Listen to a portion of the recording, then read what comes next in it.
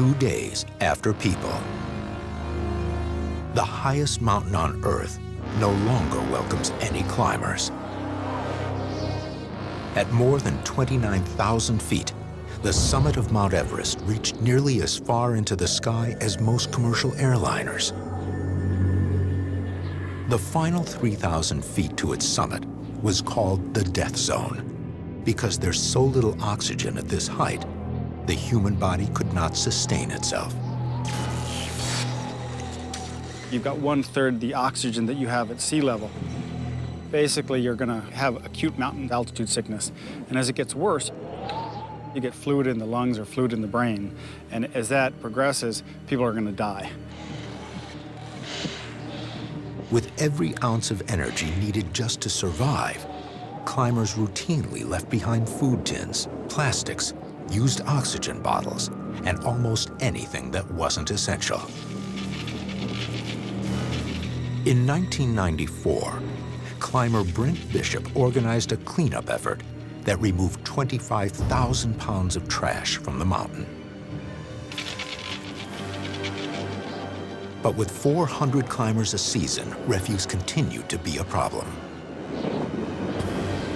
And one day after people, the mountain's mighty glaciers conceal even greater secrets that aren't going to vanish into the thin air.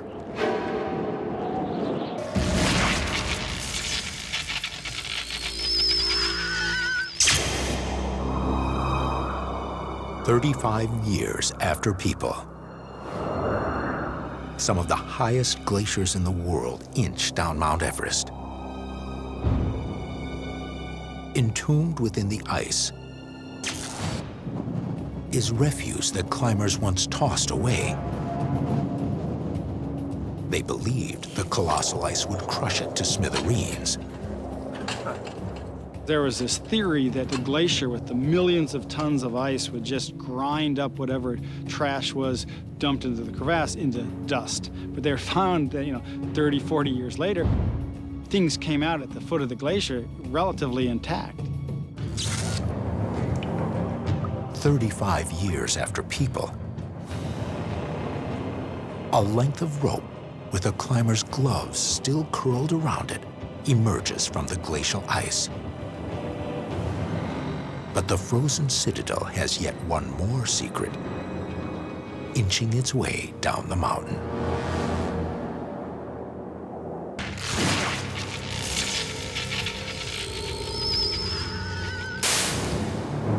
"5,000 years after people, a glacier on Mount Everest is in a spring melt once again.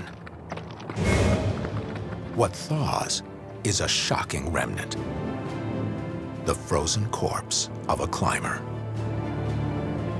We know humans can be preserved in glaciers because of Otzi the Iceman.